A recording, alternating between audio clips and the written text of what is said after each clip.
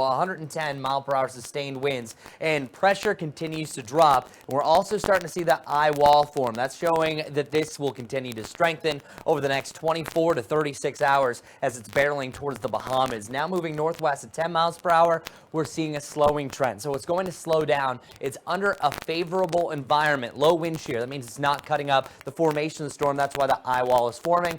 And we're also dealing with really warm water temperatures that allow it just to continue to expand, continue to grow, and grow in strength as well. So a closer look. Category 2, a strong one, 110 miles per hour, gusts up to 130 miles per hour. The cloud shield, this is really stretched out, over 400 miles wide now. That doesn't mean that's how far the tropical storm winds go out. It just shows how massive this thing continues to grow, and we are going to continue to see this grow in size, grow in wind speeds, and we're calling it a dangerous major hurricane within the next day or so. Next update, likely this is going to be Category 3. That's going to be devastating damage, winds between 111 to 129 miles per hour, even upgrade to a Category 4 by later on tonight and tomorrow. So a closer look at this exact track. Watch.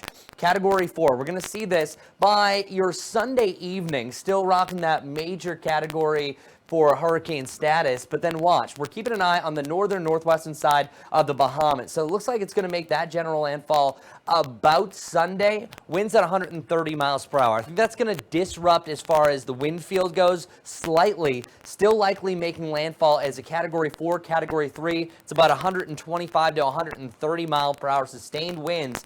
But one thing that really changes as it works its way up the coast, it slows down. Still borderline Category 1, could be a tropical storm by the time we're talking about Wednesday morning, but this is also going to produce a tremendous amount of rain. The longer that it's sticking over the central parts of Florida, we're talking about rain rates at 3 inches per hour. Sitting there for a day, we could have some areas of over 20 inches of rain. So I think that's going to be a big problem as far as the rain goes. As far as our consensus goes, will this change? We have a good agreement up to about here. So that's about late Sunday heading into Monday. It's a general landfall between West Palm Beach up to, I would say, Fort Pierce or so. So it's right about that area along the coast that looks to be a real beeline for this. A lot of this is going to change. I would say maybe Port St. Lucie is also going to be under the gun for that. But then it's really interesting. Day 4 and 5 on this prediction here. It'll be around Orlando, I would say, by Wednesday morning.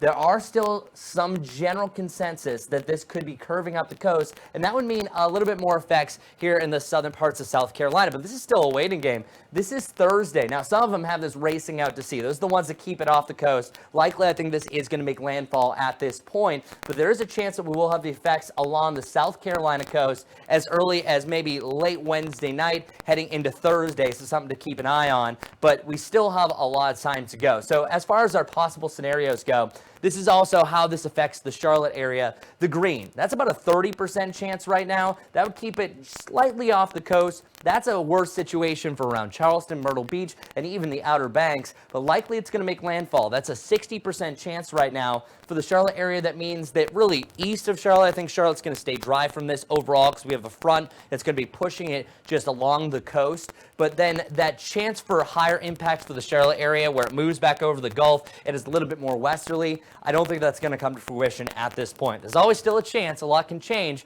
But you can see our models are starting to agree. Still up to that point to the Bahamas getting pelted with a Category 4 storm. You can see the GFS and Euro pretty much right on top of each other. Those are the two that we look for long-range forecasting. As it is working its way onto the coast, there's that area about north of West Palm Beach or so. This will still change by a few miles or so, but there's still a 5-day error of up to 200 miles. So that's where it gets really iffy. It looks like everything unravels by your Wednesday. We could start to have some forces of winds maybe up to about that 35 plus on Friday. Now, it still depends. So Thursday, Friday, that's where we're having more effects along the Carolina coast. So we're starting to get questions heading to Myrtle on Wednesday. I think Wednesday is fine. It's Thursday and Friday, late week, that we start to have the effects in the Carolinas. At that point, Florida is done.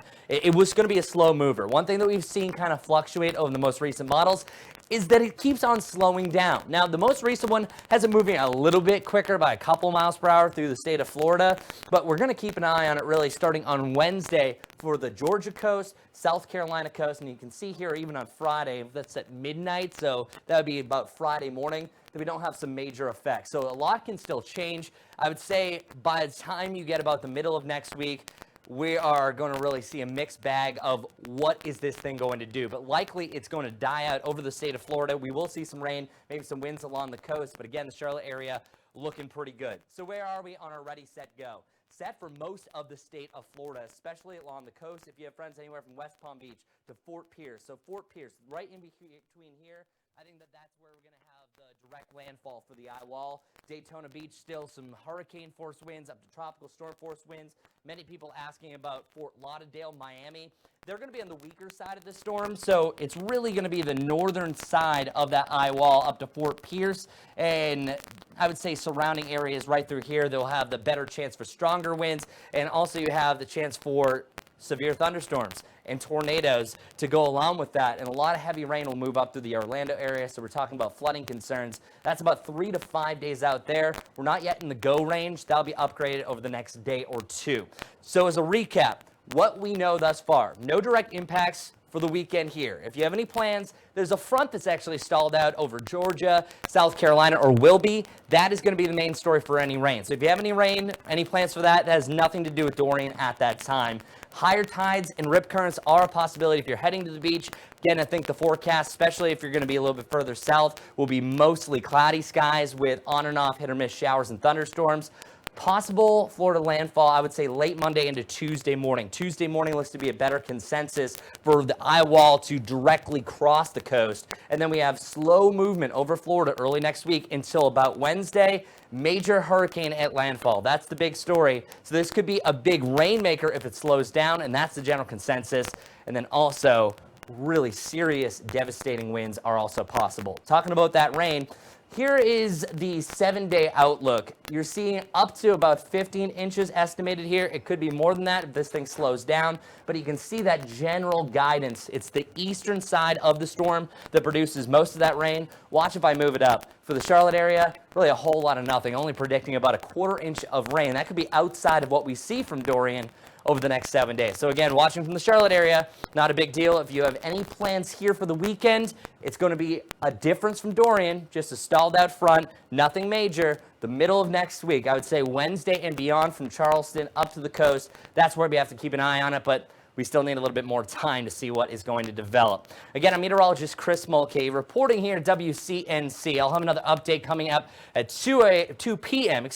On all platforms. As of right now, this is a slow mover and something that we are going to be watching every single minute, every single hour as it's barreling towards the coast. Thanks a lot.